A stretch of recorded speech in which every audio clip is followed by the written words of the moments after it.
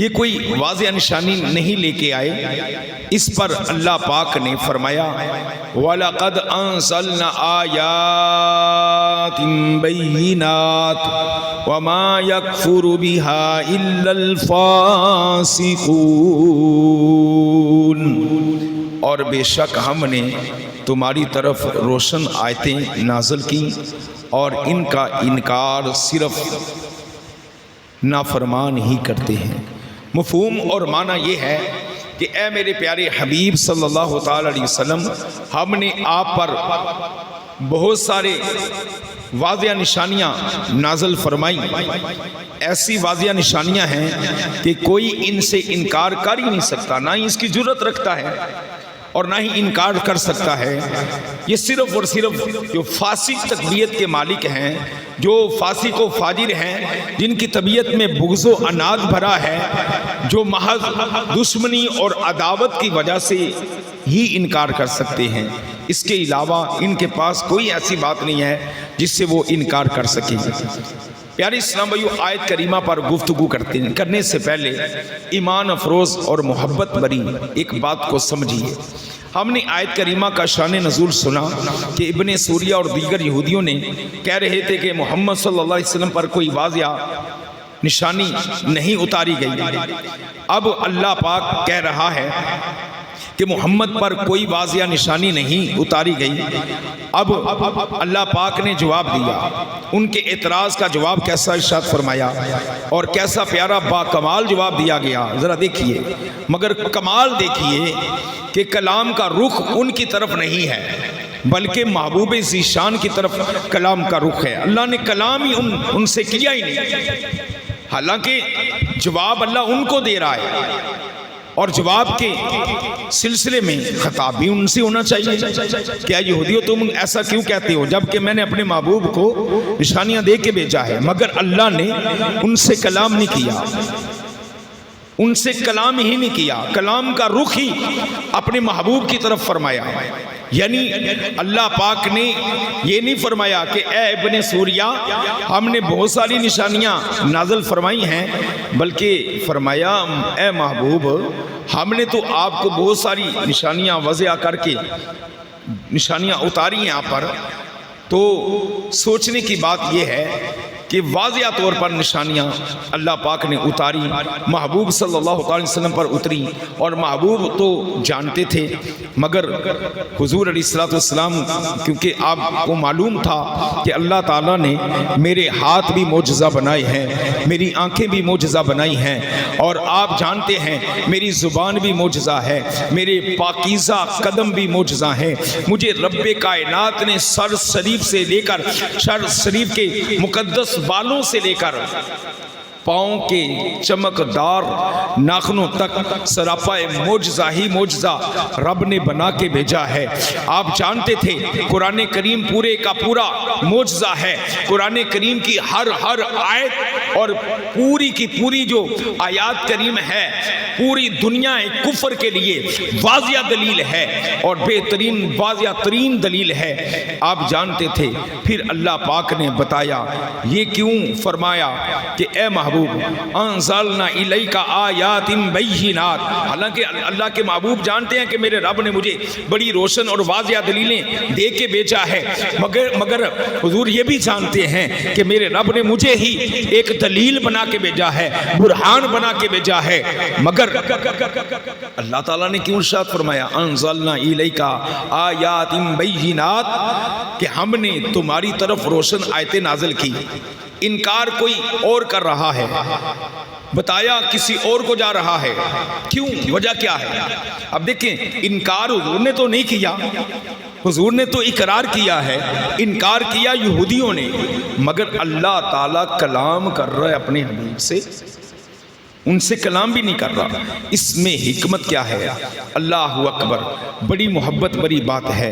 غیر مسلم انکار کرتے تھے تو محبوب ذیشان مکی مدنی مصطفیٰ صلی اللہ تعالی علیہ وسلم کا دل رنجیدہ ہوتا تھا، قلب کریم دکھی ہو جاتا تھا، لہٰذا اللہ پاک نے ابن سوریہ کو جواب دیتے ہوئے کس انداز میں جواب دیا؟ جواب دینے کی بجائے اللہ تعالیٰ نے اپنے محبوب سے کلام کیا۔ گویا یہ پتہ چلا کہ اے محبوب صلی اللہ علیہ وسلم یہ کافر اتنے بدبخت ہیں تو اس لائق بھی نہیں ہے کہ ان کو منہ لگایا جائے. آپ کا رب ان سے کلام بھی کرنا پسند نہیں کرتا. اس لیے میں آپ کو ڈھارس دے رہا ہوں, آپ کو تسلی دے رہا ہوں کہ آپ نے آپ کے رب نے آپ کو بے شمار خوبیوں اور دلیلوں کے ساتھ بھیجا ہے.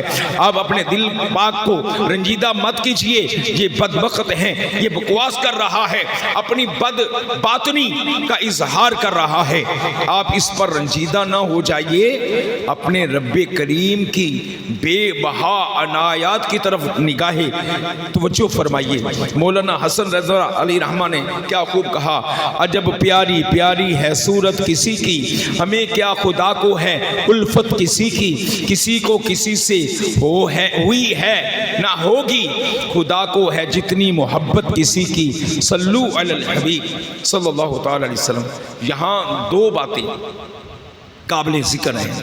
اول تو یہ کہ پہلے انبیاء کرام علیہ السلام پر بھی اعتراض ہوتے رہے, سارے نبیوں پر لوگوں نے اعتراض کیے مگر جواب وہ خود ہی دیتے تھے. یہاں شان یہ ہے کہ غیر مسلم اعتراض کرتے ہیں, دشمن اعتراض کرتا ہے تو جواب اللہ پاک ارشاد فرما رہا ہے, اور ساتھ ہی ساتھ جواب دیا. اور پھر اس بات سے اندازہ لگائیے کہ روح کلام محبوب کی طرف ہے اور ان کے قلب پاک کو تسلی دی جا رہی ہے, ارشاد ہو رہی ہے. اور یہ شان مصطفیٰ ہے کہ خدا دل نہیں کرتا کبھی میلا تیرا. یا رسول اللہ, آپ سید المعصومین ہیں. اللہ پاک آپ کا مبارک آپ کے ساتھ اتنی محبت کرتا ہے اور آپ کے مبارک دل کو کبھی اللہ میلا نہیں ہونے دیتا. ایک مرتبہ کا واقعہ ہے کہ محبوب ذیشان مکی مدنی مصطفیٰ صلی اللہ تعالی علیہ وسلم تشریف فرما تھے, جسم پاک سے خون بہ رہا تھا, دل ٹوٹا ہوا تھا, رنجیدہ, دل آسودہ. آپ کے جسم پاک سے خون بہ رہا ہے, حضور کے جسم پاک سے خون نکل رہا ہے. اتنے میں جبریل امین حضور کی بارگاہ میں حاضر ہوئے, عرض کیا یا رسول اللہ صلی اللہ تعالی علیہ وسلم کیا ماجرا ہے؟ فرمایا ان اہل مکہ نے ظلم ڈھایا ہے. حضرت جبریل امین علیہ السلام نے عرض کیا یا رسول اللہ صلی اللہ تعالی علیہ وسلم, سامنے دیکھ کر آپ جو سامنے آپ کے درخت ہے آپ دیکھ رہے ہیں؟ فرمایا ہاں. عرض کیا یا رسول اللہ ذرا اس درخت کو تو بلائیں. حضور نے جو ہے درخت کو بلایا, درخت حضور کی بارگاہ میں فوراً حاضر خدمت ہو گیا. پھر واپس جانے کا فرمایا تو وہ درخت واپس چلا گیا. اس پر پیارے آقا مکی مدنی مصطفیٰ صلی اللہ تعالی علیہ وسلم نے فرمایا اے جبریل میں سمجھ گیا, میرے دل کو تسلی مل گئی ہے, میرے رب نے مجھے اختیار دیا ہے. تو یہی سمجھانا چاہتا ہے نا کہ جو لوگ آپ پر پتھراؤ کر رہے ہیں آپ دعا کریں, یہ آپ کی دعا سے ہلاک ہو جائیں گے. فرمایا میں سمجھ گیا پر میں ان کے لیے بد دعا نہیں کروں گا, اور اتنا ہی کافی ہے, میرے دل کو تسلی مل گئی ہے. پیارے آقا مکی مدنی مصطفیٰ صلی اللہ علیہ وسلم نے کس انداز میں حضرت جبریل امین کو اس سوال کا جواب دیا. پیارے پیارے اسلام بھائیو, یہ محبوب ذیشان مکی مدنی مصطفیٰ صلی اللہ تعالی علیہ وسلم ہیں. حضرت جبریل امین آپ کی توجہ مبارک اس طرف کروانا چاہ رہے ہیں تھے کہ یا رسول اللہ آپ تو خود درختوں کو بلا رہے ہیں, تو درخت آپ کی اطاعت کر رہے ہیں, چاند آپ کی اطاعت کرتا ہے, سورج آپ کی اطاعت کرتا ہے, آپ کے اشارے کی ضرورت ہے, آپ کی نیکی کی دعوت میں کمی نہیں ہے. یا رسول اللہ آپ نے حق ادا کیا ہے, مگر یہ غیر مسلم اندھے ہیں, ان کو نظر نہیں آ رہا, ان کے دل جو ہے اندھیروں سے بھرے پڑے ہیں, ان کے دل کالے ہیں, ان کے دل سیاہ ہیں. یہ سمجھنے سے قاصر ہیں, یہ مانتے نہیں ہے, یہ ماننے سے قاصر ہیں. بالکل یہی انداز اللہ پاک نے قرآن پاک میں فرمایا وَلَقَدْ أَنزَلْنَا إِلَيْكَ آيَاتٍ بَيِّنَاتٍ وَمَا يَكْفُرُ بِهَا إِلَّا الْفَاسِقُونَ, اور بے شک ہم نے تمہاری طرف روشن آیتیں نازل کی اور ان کا انکار صرف وہی کرتے ہیں. محبوب آپ پریشان نہ ہوں, آپ دل میلا نہ کریں, آپ نے اپنا حق ادا کیا ہے. اے محبوب آپ دل پاک کو میلا مت فرمائیے, آپ کو تو ہم نے سراپا معجزہ بنا دیا ہے. بدبختی ان بدبختوں کی ہے, ان کالے دل والوں کی ہے جو ایسی بدبختیوں کا اظہار کر رہے ہیں. الحمدللہ اللہ پاک کو اپنے محبوب صلی اللہ علیہ وسلم سے بہت محبت ہے، اتنی محبت ہے کہ کسی کو اتنی محب سے محبت نہیں ہوتی، جتنی محبت جو ہے کسی کو نہیں ہوتی جتنی میرے آقا صلی اللہ علیہ وسلم سے میرے رب کو محبت ہے۔ کیا کیا خوب کسی پنجابی شاعر نے کہا کی نہ کیتا یار نے ایک یار واسطے، رب محفلاں سجائیاں سرکار واسطے، دل یاد لئی بنایا ہے تعریف لئی زبان، اکھیاں بنائیاں سونے دے دیدار واسطے۔ اللہ پاک نے اپنے محبوب صلی اللہ تعالی علیہ وسلم کو شانوں کے اظہار کے لیے کیا کیا نہیں کیا، ان کی شان کیسے کیسے بیان کی، کہیں وَرَفَعْنَا لَكَ ذِكْرَكَ، کہیں وَالضُّحَىٰ وَاللَّيْلِ إِذَا سَجَىٰ مَا وَدَّعَكَ رَبُّكَ وَمَا قَلَىٰ۔ کہاں اللہ نے اپنے محبوب کی شانیں بیان کی ہیں۔ رب کریم نے اپنے محبوب کی شانوں کا اظہار کرنے کے لیے کیا کیا نہیں کیا۔ رب کریم نے سرکار دو عالم مکی مدنی مصطفیٰ صلی اللہ علیہ وسلم کے لیے دو جہاں کی محفلیں سجائیں، ہر بندہ اور پھر ہر بندوں کے دلوں میں اپنے محبوب کی یاد کو بسایا، اور پھر ان کی زبان بنائی کس لیے کہ میرے محبوب کا ذکر کریں، میرے محبوب کی تعریف کریں، اور آنکھیں کس لیے بنائیں؟ فرمایا آنکھیں بنائی گئی والضحیٰ والے پیارے پیارے چہرے کا دیدار کے لیے، اور اللہ پاک ہمیں محبوب پاک صلی اللہ علیہ وسلم کی بے انتہا محبت کی توفیق عطا فرمائے، آمین بجاہ النبی الامین صلی اللہ علیہ وسلم۔ اللہ تعالیٰ قرآن کریم میں ارشاد فرماتا ہے وَلَقَدْ أَنزَلْنَا إِلَيْكَ آيَاتٍ بَيِّنَاتٍ وَمَا يَكْفُرُ بِهَا إِلَّا الْفَاسِقُونَ، اور بے شک ہم نے تمہاری طرف روشن آیتیں نازل کی، اور ان کا انکار کون کرتا ہے؟ صرف نافرمان ہی انکار کرتے ہیں، اور نہیں کوئی کر سکتا۔ اس آیت میں دو باتیں ہیں۔ نمبر ایک، اللہ پاک نے محبوب پر جو نازل فرمایا وہ واضح ترین دلیل اور نشانیاں ہیں، اور واضح نشانیوں کا انکار صرف فاسق ہی کر سکتا ہے۔ حضرت جبیر بن مطیم رضی اللہ تعالیٰ عنہ صحابی رسول ہیں، آپ نے مکہ فتح سے پہلے اسلام قبول کیا تھا، مدینہ منورہ میں رہتے تھے، وہیں وفات پائی۔ آپ نے اپنے اسلام قبول کرنے کا واقعہ بیان کرتے ہوئے فرمایا میں غزوہ بدر میں غیر مسلموں کی قید میں ہو گئے تھے، اور اہل مکہ کی طرف جو ہے مجھے بھیجا گیا، انہوں نے کہا کہ آپ ایسا کریں کہ حضور سے مدینے میں جائیں، حضور سے قیدیوں کو چھڑا کے لائیں۔ کہتے ہیں کہ مجھے کفار نے مکے سے مدینے بھیجا، کس لیے؟ کہ حضور کے پاس جو ہمارے قیدی ہیں، ہمارے لوگ ہیں، ان کو چھڑا کے لے کے آؤ۔ اہل مکہ کی طرف سے میں قیدیوں کو چھڑانے کے بارے میں بات چیت کرنے کے لیے حضور کے پاس گیا تھا۔ کہتے جب میں مدینہ منورہ آیا نا، تو جب یہاں پہنچا تو حضور کیا کر رہے تھے؟ اس وقت مغرب کی نماز پڑھا رہے تھے۔ حضور مصلی رسول پہ ہیں اور مغرب کی نماز پڑھا رہے ہیں۔ کہتے ہیں کیا ہوا؟ پیارے آقا صلی اللہ علیہ وسلم مکی مدنی مصطفیٰ صلی اللہ علیہ وسلم مغرب کی نماز پڑھا رہے تھے۔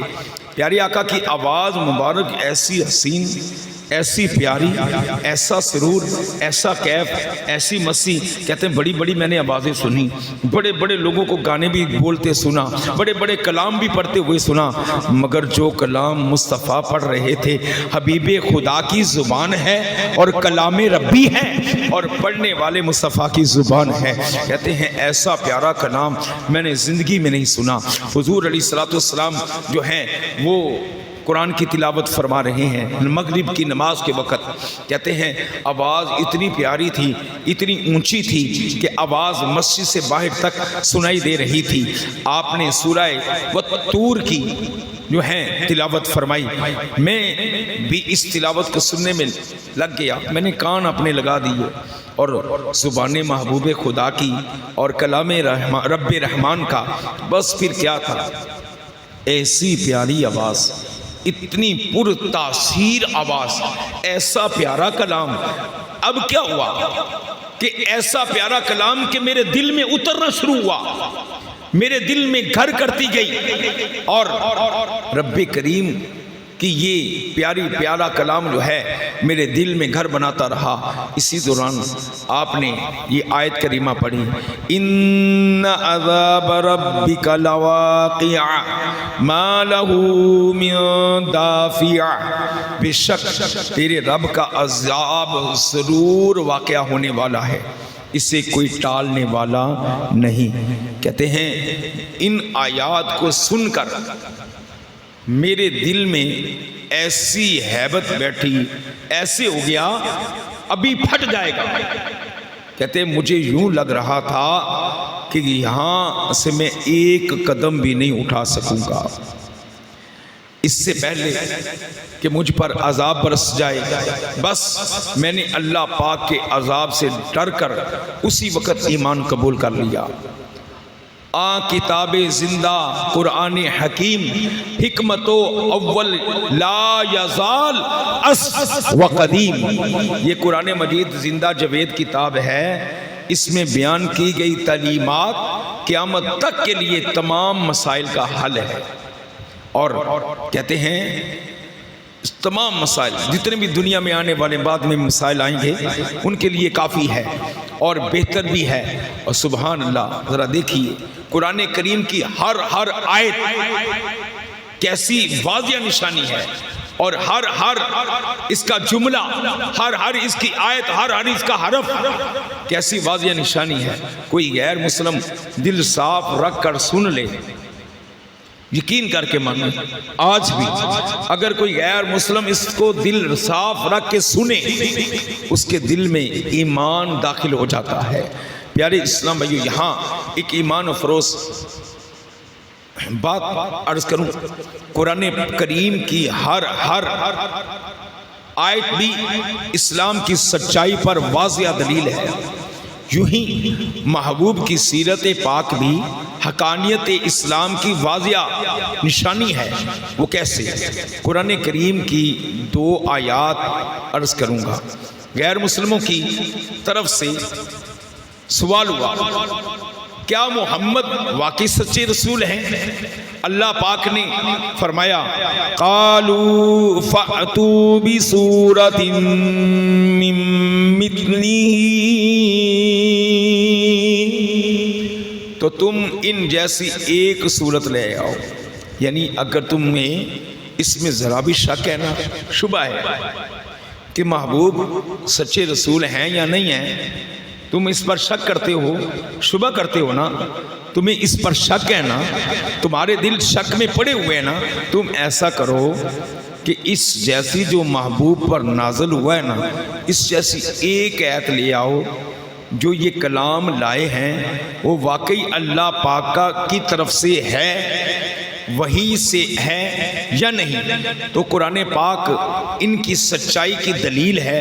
تم قرآن جیسی ایک صورت بنا لاؤ، اگر نہ بنا سکے تو واقعی نہیں بنا سکو گے۔ اللہ نے دعویٰ کر دیا کہ واقعی تم نہیں بنا سکو گے، تو سمجھ لینا کہ محبوب اللہ کے سچے رسول ہیں۔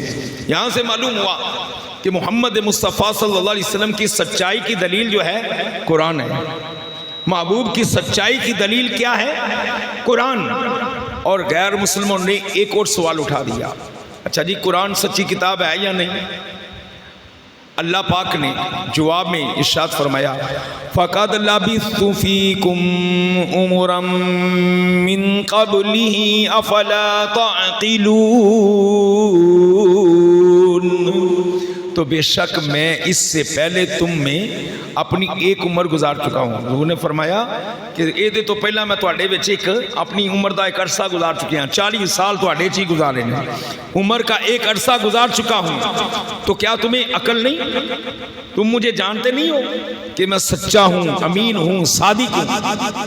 یعنی اے محبوب ان سے فرما دیجئے، اے غیر مسلموں، میں نے 40 سال تمہارے درمیان ہی گزارے ہیں، کہیں ادھر ادھر نہیں گزارے، تمہارے درمیان 40 سال گزارے ہیں۔ کیا تمہیں عقل نہیں ہے؟ سمجھتے نہیں ہو کہ میری سیرت کے پورے 40 سال اس بات کی دلیل ہیں کہ جو میں لایا ہوں واقعی سچا اللہ کا کلام ہے؟ اور سبحان اللہ، معلوم ہوا محبوب کی سچائی کی دلیل جو ہے قرآن ہے۔ محبوب کی سچائی کی دلیل قرآن ہے، اور قرآن کی سچائی کی دلیل محبوب کبریا۔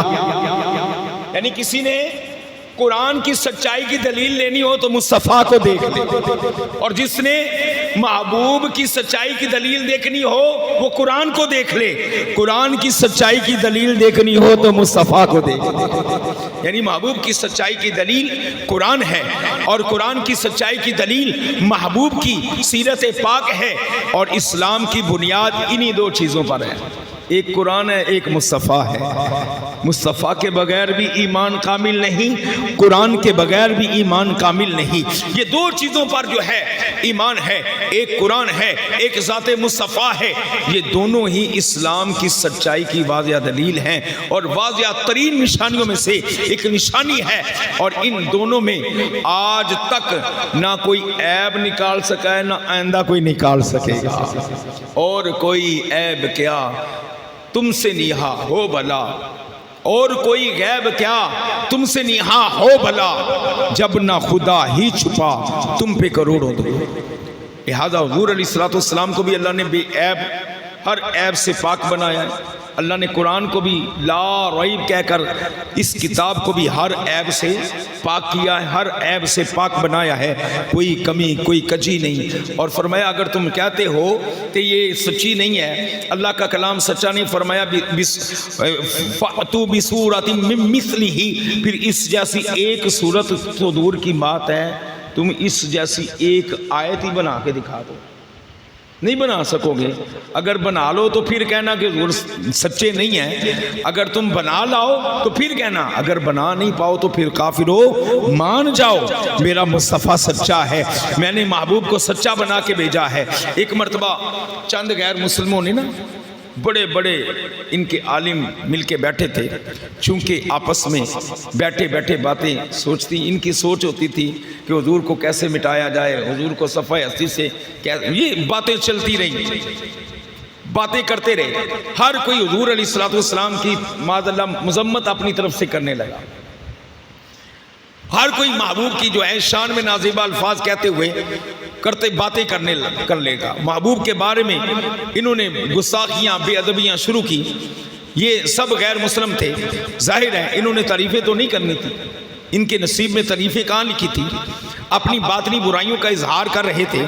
چنانچہ یہ بات جو ہے شروع ہوئی، اور کیسے شروع ہوئی؟ محمد صلی اللہ علیہ وسلم نے 11 نکاح کیے ہیں، اب اس پر تبصرہ ہو گیا، لگے حضور علیہ السلام کی شان میں نازیبہ الفاظ کہنے، اور اس کو یہ لوگ عیب سمجھ کر بیان کرنے لگے۔ سب نے گستاخیوں میں اپنا اپنا حصہ ملایا۔ ایک جو غیر مسلم تھا وہ بالکل خاموش بیٹھا، ان کی ساری باتیں سن رہا تھا۔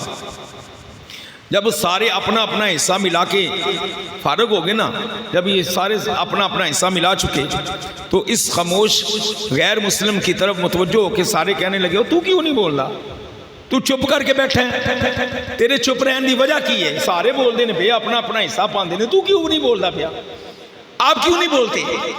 غیر مسلم بولا، تمہاری باتیں سن کر مجھے لگتا ہے یہ جو تم نے ساری باتیں کی ہیں نا، ان ساری باتوں سے مجھے لگ رہا ہے اسلام سچا دین ہے اور محمد واقعی سچے اللہ کے رسول ہیں، لہٰذا میں ان کا کلمہ پڑھ کے مسلمان ہو رہا۔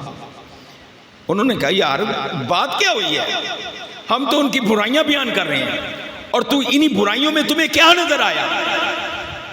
باقیوں نے کہا بھائی بات تو سنو، تم نے یہ بات کہاں سے نکال لی ہے؟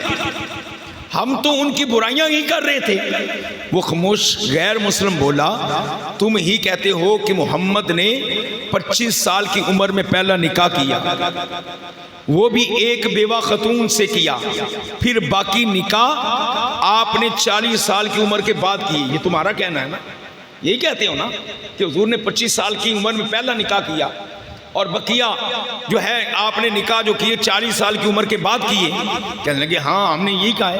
بھلا سوچو تو، کہنے لگا ذرا سوچو تو صحیح، جڑا 25 سال تک ساڑے بچ رہی ہے تے نکاح بھی نہیں کیتا، اور اب جتھے غلاظت ہی غلاظت ہے، جتھے بندہ زنا تو بدکاری تو بچ ہی نہیں سکتا، مجھے ایک بھی بندہ بتاؤ جو اس اس غلاظت سے بچ جائے اور خاتون سے بچ جائے۔ عرب کا انتہائی خوبصورت نوجوان بھی ہے، چڑھتی ہوئی اٹھتی جوانی بھی ہے، خوبصورت بھی ہیں، اور ان کا کردار اتنا پاکیزہ، عرب کے اندر رہ کر اتنا اعلیٰ کردار، اس دور کے با حیا والے جو ان کا سلسلہ ہے، اتنے بے حیائی کے دور میں اتنے با حیا، اور اتنے با حیا کہ 25 سال ہمارے درمیان گزار دیے انہوں نے، اور ان کا اس ماحول نے ان پر کوئی اثر نہیں کیا۔ 25 سال کے اندر کوئی بے حیائی والے ماحول نے ان پر کوئی اثر نہ کیا، تو ان کی جوانی نفسانی خواہشات سے دور بالکل بے داغ ہی رہا۔ ایسا تو کوئی سچا نبی ہی کر سکتا ہے۔ لہٰذا میں مانتا ہوں کہ حضرت محمد مصطفیٰ اللہ کے سچے نبی ہیں، اور میں آج تمہیں گواہ بنا کے کہتا ہوں لا الہ الا اللہ محمد رسول اللہ۔ انہوں نے کہا یار کیڑی گل کریے، حضور دیاں تعریفاں کریے تے تاں ساڈے بندے جاندے، حضور دیاں بدخوئیاں بیان کریے تے تاں بندے جاندے۔ وہ کہندے ظالمو جدو تسی محمد کہندے ہو حضور دی تعریف ہی بیان کر رہے، محمد بار بار تعریف کیا گیا، بار بار تعریف کیا گیا۔ کہا تسی ظالمو اے تے ویکھو تسی بار بار محمد کہندے ہو، اللہ تہاڈے کول تعریف کروا رہے اپنے محبوب۔ اللہ نے نا ہی انجدہ رکھ چڑیا محبوب دا، اپنے سونے دا، اپنے پیغمبر کا نام ہی اتنا پیارا رکھ دیا ہے۔ تم ایک بار محمد کو لاکھ بار جو مرضی کہتے رہو، اللہ محمد محمد کہلوا کے تمہاری زبان سے اپنے محبوب کی تعریف دشمنوں کی زبان سے بھی کروا رہا ہے۔ سبحان اللہ۔ معلوم ہوا قرآن کریم کی ایک ایک آیت، محبوب کی ایک ایک ادا، ایک ایک فرمان ذیشان کی حقانیت اور اسلام کی واضح دلیل ہے اور نشانی ہے۔ اور پیارے پیارے اسلام بھائیو، کسی بھی چیز کے سچا ہونے کے لیے ایک واضح اور عام فہم دلیل ہے، اور وہ یہ ہوتی ہے کہ جو کہا گیا ویسا ہی ہوا۔ مثلا میں آپ سے کہوں بھائی میرے پاس سر درد کی دوا ہے، بہت اچھی دوا ہے، اب میں جھوٹ بول رہا ہوں یا سچ کہہ رہا ہوں، یہ جاننے کا آسان طریقہ کیا ہے؟ وہ یہ ہوگا کہ آپ ہم سے دعا لیں گے، وہ دعا استعمال کر لیں، سر درد ٹھیک ہو گیا تو میں سچا ثابت ہو گیا۔ اگر اس پر آرام نہ آیا تو ظاہر ہے وہ جھوٹا قرار دے گا کہ یار یہ جھوٹ بول رہا ہے، کہہ رہا تھا بڑی اچھی دوائی ہے، اس سے سر درد کا آرام آ جاتا ہے، تو اس نے ہمیں سر درد کی دوا دی ہے، تو اس سے ہمارے سر درد کو ٹھیک نہیں کیا، تو اس کا مطلب ہے یہ جھوٹا ہے۔ اگر سر درد ٹھیک ہو گیا تو اپنے دعوے میں وہ سچا ہے۔ اسلام الحمدللہ سچا دین ہے۔ اس کی واضح ترین دلیل نشانی یہ ہے کہ اسلام جو کہتا ہے ویسا ہی ہوتا ہے۔ مثلا قرآن کریم نے کہا نماز برائیوں سے روکتی ہے نا، بولو یار، نماز برائیوں سے روکتی ہے۔ وکری گل اسی پڑھتے ہیں، اللہ کرے اسی پڑھن والے بنیے تے نماز صدقے نال ساڈیاں بڑیاں برائیاں دور ہو جان گیا۔ نماز برائیوں سے روکتی ہے، اور آپ سروے کریں، جو لوگ پانچوں نمازوں کے پابند ہوں گے، جو صحیح 5 وقت کی پابندی کے ساتھ نماز پڑھتے ہیں، ان کے کردار میں، نماز پڑھنے والوں کی کردار میں اور جو نہیں پڑھتے ان دونوں کے کردار میں واضح فرق ہوتا ہے، واضح نظر آئے گا۔ اسلام کہتا ہے سود جو ہے معاشیات کو تباہ کر دیتا ہے، کاروبار کا نظام بیڑا غرق کر کے رکھ دیتا ہے۔ سودی نظام جہاں بھی ہوگا وہ کاروبار کا بیڑا غرق کر کے رکھ دے گا۔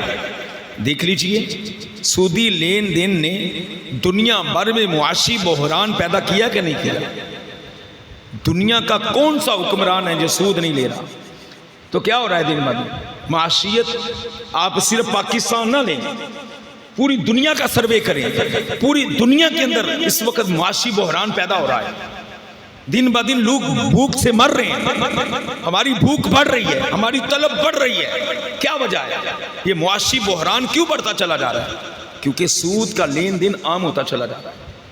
سود پر قرضے، سود پر لین دین، سود کا نظام عام اور سودی کاروبار. اب تو معاذ اللہ کیا عرض کروں، گاڑی لینی ہے وہ بھی سود پر، اب قرضہ لینا ہے وہ بھی سود پر، مکان بنانا ہے سود پر قرضہ لو. سودی لین دین اتنا پیار سے دیتے ہیں کہ اس کو جیسے آپ سمجھ لیں جس طرح گندگی. آپ مثال کے طور پر لے لیں جیسے پخانہ ہے، پخانے کے اوپر کوئی سونے کا ورق چڑھا کے آپ کو دے رہا ہے، آپ کھا رہے ہیں، آپ کو باہر سے نظر آ رہا ہے سونا ہے، اندر کیا ہے؟ غلاظت. تو یہ سود بھی بھائی یہی ہے کہ سمجھ لو کہ آپ کو کوئی غلاظت کے اندر جو ہے وہ اندر ساری غلاظت ہے، اوپر سونے کا ورق چڑھا کر آپ کو غلاظت دے رہا ہے. آپ بڑے مزے سے کھا رہے ہیں، جی میں سونا کھا رہا ہوں، حقیقت میں کیا ہے؟ غلاظت. اور غلاظت وہ ہے جو معاشی بحران پیدا کر رہی ہے اور ہمارے اندر یہ بڑھتا چلا جا رہا ہے. اسلام کہتا ہے تم اللہ کے فرما بردار ہو جاؤ، تمہیں دنیا و آخرت میں بلندیاں عطا کر دی جائیں گی. اس کی مثال ہمیں قرآن اور قرون اولا جو ہم سے پہلے اسلام لائے، اسلام کا ابتدائی دور کا غور کر لیں. وہ دور غور کریں جب اسلام تھا، 100% اسلام جس حکومت میں تھا، وہ عمر بن عبدالعزیز ہوں یا حضرت عمر فاروق اعظم کا دور ہو یا حضرت ابو بکر صدیق کا دور ہو یا حضرت عثمان غنی ذوالنورین کا دور ہو یا مولا علی شیر خدا کا دور ہو یا حضرت حسن مجتبی کا دور ہو، جہاں پہ 100% اسلام نافذ تھا. دیکھیں کتنی فتوحات کی ہیں، اسلام نے کتنی ترقیاں کی ہیں. اور پھر کیا ہوا جب 100% اسلام نافذ کیا، حضرت عمر رضی اللہ تعالی نے کہاں کہاں فتح کی. اور سب سے امیر ترین جو حکومتیں تھیں وہ کون سی تھی؟ وہ ایران تھا، وہ فارس تھا. یہ ساری حکومتوں کے تخت جو ہیں جب 100% اسلام میں تھے ہم، تو جب 100% اسلام پہ چلتے تھے، حکومت بھی چلتی تھی، رایا بھی چلتی تھی، سارے انسان 100% اسلام پر عمل کرتے تھے. یہ ایران جیسے تخت کو اللہ تعالیٰ نے مسلمانوں کے قدموں میں رکھ دیا. روم، ایران، فارس، یہ سارے تخت جو ہیں اللہ نے اسلام پر چلنے کی برکت سے عطا کیے. اور حضرت عمر بن عبدالعزیز نے صرف 2.5 سال تک اسلامی تعلیمات کو نافذ کیا. حالات دیکھ لیں کیسے حالات تھے. صرف 2.5 سال تک اسلام پر 100% عمل کیا. آپ نے صرف 2.5 سال تک جو ہے اس پر 100% عمل کروایا. تو آپ کی رایا میں کوئی زکوٰۃ لینے والا نہیں نظر آتا تھا. لوگ زکوٰۃ لے کے باہر نکلتے تو کوئی زکوٰۃ لینے والا نظر نہیں آتا تھا. آج بھی اگر ہم 100% اسلام پر چلنے والے بن جائیں تو انشاءاللہ آج بھی ہمارا نقشہ بدل سکتا ہے. اللہ عمل کی توفیق عطا فرمائے. آمین بجائے.